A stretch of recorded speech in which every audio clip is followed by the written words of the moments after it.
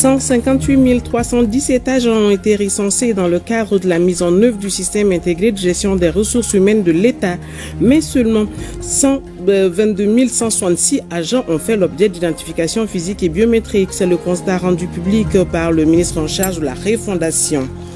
Après l'adoption du programme national d'éducation aux valeurs par le président de la transition, son excellence le général d'armée Assimi Goïta, place à la vulgarisation, et c'est le ministère de la refondation de l'État qui est chargé de faire la promotion de ce programme. Samedi 16 août 2025, mesdames et messieurs, bonjour et bienvenue dans ce journal. Suite au recensement de 158 317 agents dans le cadre de la mise en œuvre du système intégré de gestion des ressources humaines de l'État, 36 151 personnes ne se sont jamais présentées au contrôle physique entrepris à cet effet, ce qui coûte à l'État la bagatelle d'environ 48 milliards de francs CFA annuellement. En recevant le rapport, le président de la transition a évoqué l'importance de cet outil dans la gestion intégrée de nos ressources humaines. Il a vivement félicité les cadres qui ont participé à cette œuvre, mais a demandé d'accorder un délai de grâce aux retardataires avant de passer à la phase de purge. Le compte rendu de Alouseni Touré. La remise de ce rapport au chef de l'État est la traduction de la volonté de l'État du Mali de réussir une gestion efficiente des ressources humaines grâce à la création de fichiers personnalisés pour chaque agent retraçant sa situation passée et actuelle. Le système intégré de gestion des ressources humaines a été mis en place dans le but de réussir la rationalisation des ressources humaines et financières de l'État.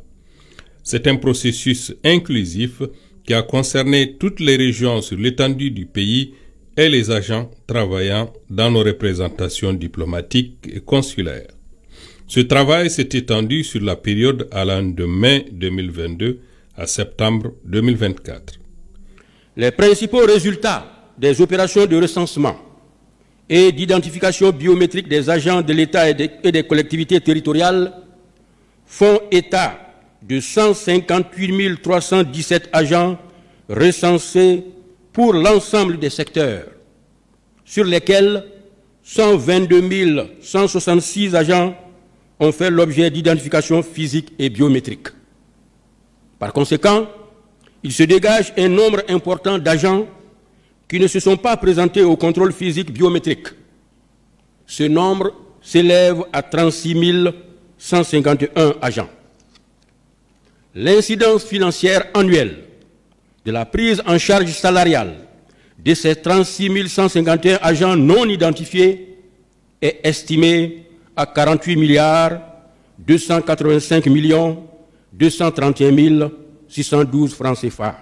L'installation de l'outil est une étape, dira le ministre de la Refondation. L'autre étape consiste à suivre et à mettre en application les recommandations exprimées dans le rapport d'exécution. Au terme du processus de mise en place du projet SGRH, nous pouvons affirmer que notre administration est dotée d'un outil performant permettant, entre autres, la mise à disposition d'un fichier unique de traitement des salaires des agents de l'État et des collectivités territoriales, l'interconnexion entre les différentes structures en charge de la gestion des ressources humaines, la disponibilité des statistiques fiables pour la gestion prévisionnelle des emplois et des compétences. Aujourd'hui, finie une étape, commence une autre, celle sans laquelle cette œuvre, au lieu d'être un investissement, serait un coût, en l'occurrence la mise en œuvre. La mise en place du dispositif répond aux difficultés que rencontre l'État malien dans sa volonté de bâtir une fonction publique efficiente et une meilleure gestion des ressources. Depuis plusieurs années, notre administration est confrontée à un paradoxe profond, la nécessité de maîtriser les effectifs et la masse salariale, sans pour autant disposer d'informations fiables et consolidées sur ses propres ressources humaines.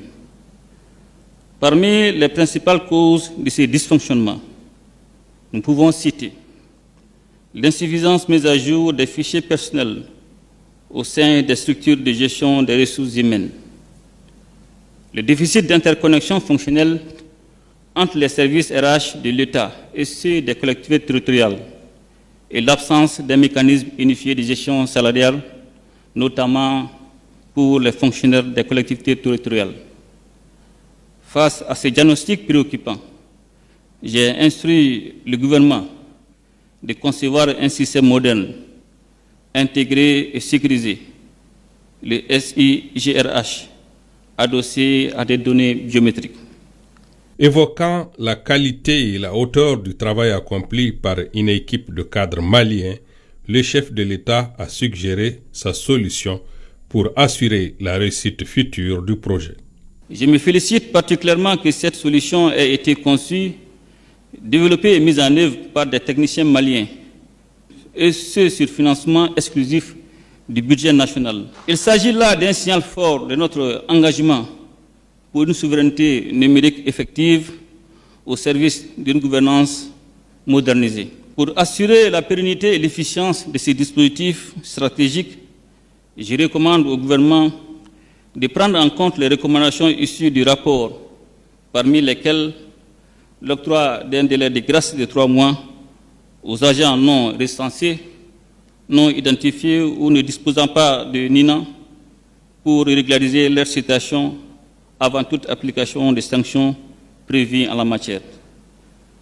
L'exploitation des données du SIGRH pour l'aide à la décision, l'actualisation régulière des données et leur valorisation comme référence unique de gestion, la digitalisation des actes administratifs et de la gestion du personnel, la digitalisation des dispositifs d'accès et de pointage en remplacement des cahiers de présence et la création d'un comité permanent de suivi de la mise en œuvre du SIGRH. Cette cérémonie est l'expression de la volonté de nos autorités d'insuffler une nouvelle dynamique dans le processus de refondation du Mali à travers une gestion saine, efficace et efficiente de nos ressources humaines et financières. Je vous l'annonçais à l'instant, après l'adoption du programme national d'éducation aux valeurs, après l'adoption de ce programme par le président de la transition, son Excellence le général d'armée Assimi Goïta, place à sa vulgarisation, et c'est le ministère en charge de la refondation de l'État qui est chargé de faire la promotion. Une délégation du dit ministère était à Bougouni où elle a rencontré les forces vives de la région pour expliquer le contenu de ce programme. C'est un reportage de ORTM Bougouni, Abdul Karim Konaté et Djibril Bakayoko. La formation d'un citoyen de type nouveau, c'est la vision affichée par les autorités de la transition pour bâtir le Mali courant. Et c'est dans ce but que le gouvernement a élaboré un programme d'enseignement d'éducation civique et patriotique basé sur les valeurs et traditions maliennes. Ce programme intitulé Programme national d'éducation aux valeurs PNEV vient d'être porté à la connaissance de la population de la région de Bougouni. C'était lors d'une séance de vulgarisation et d'appropriation du dit programme. C'est un programme qui fait le récapitulatif de l'ensemble de nos valeurs. Il s'agit des valeurs de la République et les valeurs du système. Quand on parle d'éducation aux valeurs, nous les hommes des cas sont les mieux placés pour en débattre. Les plus hautes autorités ont eu l'ingénieuse idée d'élaborer ce programme. On ne peut que l'acclamer. Le programme national d'éducation aux valeurs a été élaboré sous l'égide du ministère de la refondation de l'État. Le même ministère est chargé de faire la promotion et la vulgarisation de ces programmes.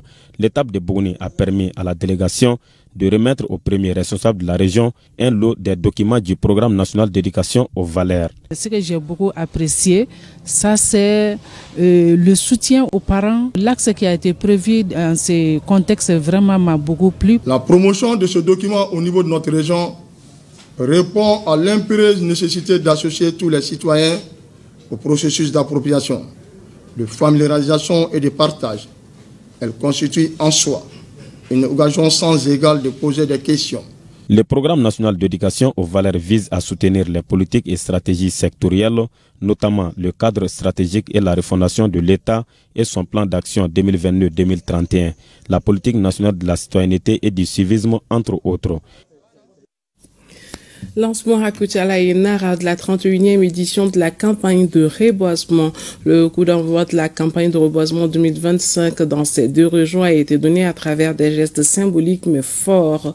Une initiative portée par les autorités régionales, la direction des eaux et forêts et les communautés locales. C'est un reportage de Brié Makoni à partir de Koutiala, Amadou Dolo et de Idrissa Keita. Organisé par la Direction régionale des eaux et forêts en collaboration avec les autorités administratives de Koutiala, l'événement aura permis de planter sur place 200 plants. En plus de cette plantation, les initiateurs s'engagent à mener une vague de sensibilisation visant à contribuer à l'atteinte des objectifs de la campagne. La suite, ça va se faire dans les autres localités à travers différents plans. Donc c'est ce qui fait un peu les 1174 hectares qui seront réalisés au cours de la campagne de reboisement. La production de plants s'élève à 520 700 plants. La troupe Nyogolan, à travers un sketch de sensibilisation, dénonce l'action négative de certaines personnes sur la forêt. Action dont la réparation devra passer par le reboisement. D'où le thème de cette année intitulé « Planter pour restaurer les terres et lutter contre la désertification ». La commune urbaine de Koutiala, pleinement consciente des enjeux, reste disponible pour accompagner toutes les initiatives visant à reverdir notre territoire, protéger nos ressources naturelles et offrir aux générations futures un cadre de vie sain et durable. Cette cérémonie traduit la volonté des plus hautes autorités du pays à relever le défi de la lutte contre la désertification, la dégradation des terres et les effets néfastes des changements climatiques qui constituent aujourd'hui une sérieuse menace pour notre survie et pour l'humanité tout entière. Menace face à laquelle les autorités régionales invitent les communautés à un changement de comportement en faveur de la protection de l'environnement. À travers la plantation de ces pieds d'arbres, Falaïsi accomplit un acte fort pédagogique à la devanture de la maison du peuple. Ces gestes marquent le lancement de la campagne de reboisement 2025 à Nara. Reboiser pour restaurer les terres et lutter contre la désertification. Ce thème répond sans doute à nos préoccupations à l'heure où nous sommes confrontés aux effets des changements climatiques. Il permettra, j'en suis sûr, de remédier aux effets néfastes des changements climatiques. Pour cette campagne de reboisement, différentes espèces de plantes seront mises en terre à travers la région. Les objectifs que nous sommes fixés cette année, c'est de produire 96 000 plants en pépinière, composés d'acacia Sénégal, de moringa olifera et puis de baobab, d'eucalyptus et d'autres essences autochtones. Le directeur régional des eaux et forêts remet 800 pieds d'acacia Sénégal aux producteurs de la commune de Ouagadougou.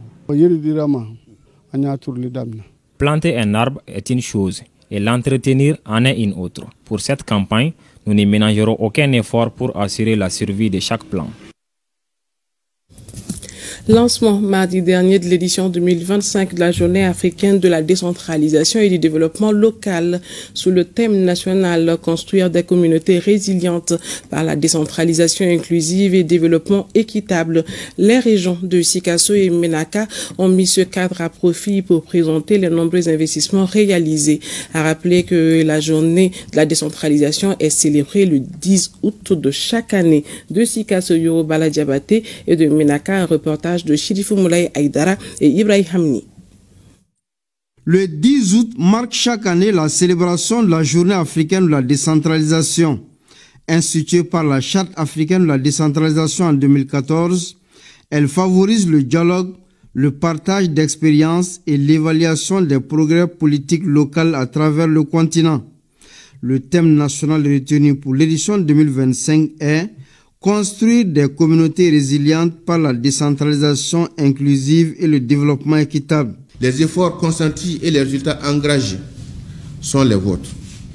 C'est donc le talent de vos acteurs du développement économique régional, services techniques déconcentrés, organisations de la société civile, secteur privé, que nous célébrons aujourd'hui. Autour de la Journée africaine de la décentralisation, services techniques, élus, société civile et chambres consulaires unissent leurs voix et leurs efforts pour célébrer et renforcer l'ancrage du développement local. Cette journée célébrée simultanément dans de nombreux pays africains est un moment de réflexion et d'action. Elle nous offre l'occasion de faire le point sur les progrès accomplis dans la mise en œuvre de la décentralisation, de partager nos expériences et bonnes pratiques et surtout de réaffirmer notre engagement commun en faveur d'un développement local, inclusif, durable et participatif. Le cadre est une invite aux jeunes, aux femmes et aux communautés historiquement marginalisées de renforcer l'élan inclusif en cohérence avec l'agenda 2063 de l'Union africaine. La journée africaine de la décentralisation et du développement local, célébrée chaque 10 août, vise à contribuer à l'amélioration de la gouvernance locale et la bonne gestion des affaires publiques. Dans la région de Menaka, il était commémoré à travers une conférence avec comme thème cette année « Construire des communautés résilientes par la décentralisation inclusive et le développement équitable ». Ce thème est porteur d'espoir et d'ambition, nous interpelle tous sur notre devoir commun. Bâtir des collectivités capables de résister aux crises, de s'adapter aux mutations et de garantir un avenir plus juste et prospère. La pertinence de ce thème s'inscrit pleinement dans la dynamique actuelle de notre sous-région marquée par la création de l'Alliance des États du Sahel, AES. En effet, l'AES fondée sur la solidarité, la souveraineté et la mutualisation des moyens place le développement local et la gouvernance de proximité au cœur de sa vision. Une séance questions et réponses enrichissante pour les acteurs a mis fin à la célébration de la journée. À l'instar des autres régions du Mali, le Conseil communal de la jeunesse de Gao a célébré la Journée internationale de la jeunesse à travers des conférences, débats et des activités d'assainissement au centre de santé de référence de Gao. Aussi, des jeunes venus des 33 communes de la région de Kita ont choisi cette année la commune rurale de Badjan à Dafela pour la célébration de la Journée internationale de la jeunesse le 12 août. Le thème retenu cette année est l'engagement citoyen des jeunes dans la valorisation de la culture et le développement. C'est un reportage de Hadizatou Mohamed Maïga, Al-Hassan Amadou, Kita et Mohamed Ali Oubari. La Journée internationale de la jeunesse est célébrée le 12 août de l'année. Elle offre un cadre d'échange, d'idées et de présenter des solutions visant à renforcer l'engagement des jeunes dans le développement local. D'où la tenue de cette conférence débat initiée par le Conseil communal de la jeunesse des Gao, dont le thème retenu pour cette journée est « Action locale des jeunes en faveur des objectifs de développement et au-delà ». Ces initiatives traduisent notre engagement à bâtir une jeunesse consciente, citoyenne et actrice du développement local.